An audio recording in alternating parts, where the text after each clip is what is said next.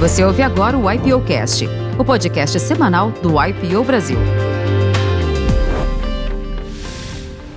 Aos 10 anos de idade, meu pai já mudou, estava morando em Vila Velha, no Espírito Santo, e alugando bancas para os feirantes na feira.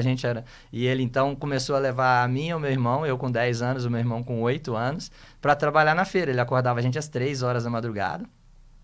E a gente acabou virando a grande mão de obra dessa história. A gente descarregava o caminhão, a gente cobrava a banca na feira.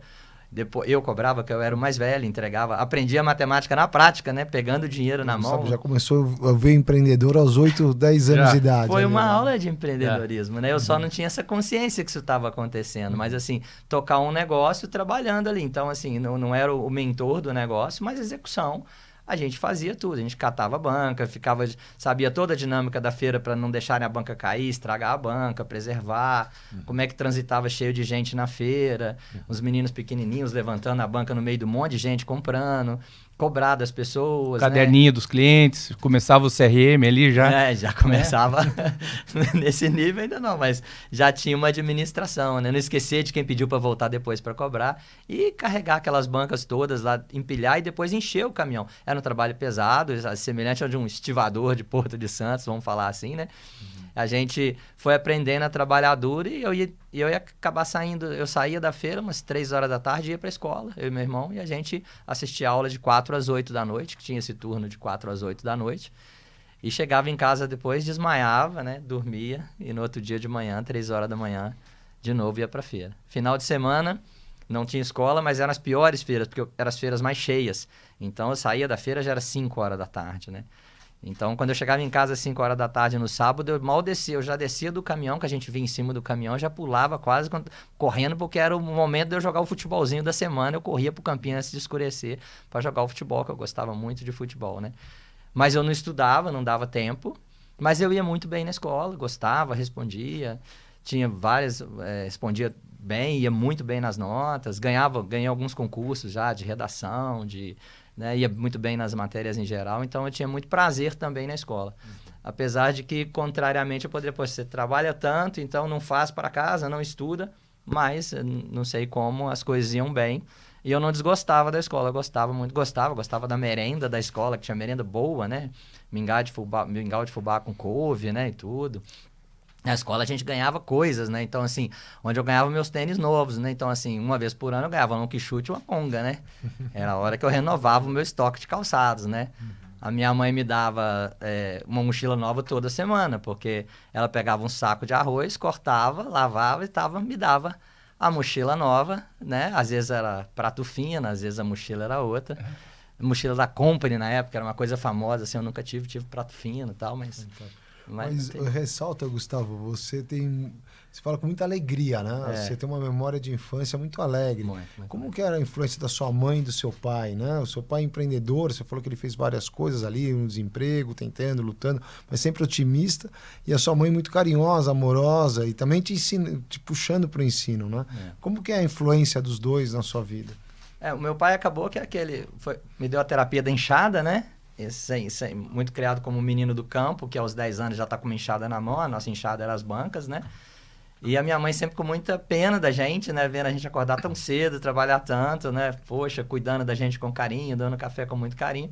Então, meu pai um cara mais forte e que botou a gente para trabalhar, e a minha mãe sempre com muito cuidado com a gente. E eu acho que, assim, naquilo que não nos mata, né? A gente fica mais forte. Então, foi o que eu falei que acabei tendo um presente. Então, assim, eu não achava ruim trabalhar na feira. Tanto que quando meu pai vendeu o negócio dele, saiu da feira, eu e meu irmão falamos assim, poxa, posso pedir emprego para o outro alugador? E a gente, então, foi pedir emprego para um outro alugador. Lá. Só que aí a gente teria salário. Falei, agora eu vou juntar o meu dinheiro para comprar uma bicicleta, né? Então, e aí eu ganhar o próprio sustento, porque com meu pai eu não tinha salário, né? Então, com o outro, eu falava, vamos ter um dinheiro aqui nosso, né? Ou seja, ao invés de sair correndo da feira, a gente foi pegar emprego com outro alugador. Então, definitivamente, eu acho que não era uma coisa... A gente se acostumou a isso. Eu acho que hoje, olhando para trás, assim, eu vejo que eu sempre vejo o copo mais meio cheio do que vazio, porque eu aprendi que as coisas são duras, as coisas são difíceis. Então, eu não acho que a vida é uma corrida de 100 metros rasa, é uma baita de uma maratona. Então, eu acho que eu tive muita oportunidade de aprender que as coisas não vêm de graça e a gente tem que se esforçar. E também ter mais jogo de cintura, ser mais independente, ter iniciativa, que o menino, ele é muito, principalmente hoje em dia, a gente cuida dos nossos filhos muito protegidos, né? Então, essa não proteção que eu tive, acabou que me desenvolveu. Eu acredito que me ajudou como empreendedor no futuro. Né? Não tenho dúvida. Você vê como a feira é um ambiente que expõe a pessoa, né? Você está com muitos clientes, aquele zoom, zoom, zoom, aquele barulho, N SKUs ali à venda, preço que sobe, preço que desce, promoção.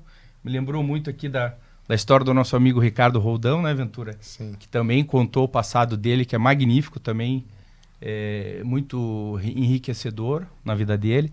E, inclusive, faz parte aí de um episódio do IPOcast, né? Quem estiver nos ouvindo, vale a pena. E que bom que te traçou esse caminho. E até então, escola pública. Escola pública. Escola pública, tá. Sempre escola pública. Sempre escola pública. Sempre. Aí... E o que aconteceu é que num determinado momento, meu pai voltou para Belo Horizonte, eu fui morar no município de Betim, a gente ganhou um terreno de uma tia nossa. Deu para ver que meu pai não conseguiu muito dinheiro lá na feira, porque o terreno foi ganhado, mas ele conseguiu erguer um barracão com as próprias mãos lá, de tijolo, mas sem reboco, mas ele ergueu um barracão num bairro muito simples da região de Betim, que chama PTB. É um bairro bem simples, perto da Fiat Automóveis. E a gente veio morar aqui. Mas aí eu já estava com uns 13 anos na época ali, e o meu irmão com uns 11, e eu já tinha mais 2 irmãos, somos 4 lá em casa. E a gente, então, o meu pai, eu comecei nessa época, né, a gente veio estudar numa outra escola, e como fruto desse desempenho escolar da gente, o que acabou acontecendo, o meu irmão também, o segundo irmão também, o Romeu, também tinha um desempenho escolar excelente. Nós em escolas diferentes, né, um pouquinho depois desse momento que eu falei, eu estava com uns 15, ele com uns 14, nós começamos a ser pedidos a ajudar as pessoas, a ensinar as pessoas. Então, com 15 anos eu ia todo sábado para ensinar minha turma física, porque o pessoal estava com muita dificuldade. Tirando eu, tinha um monte de gente precisando de muita nota. Não deixe de escutar os outros episódios do YPOcast, disponível em todas as plataformas de streaming.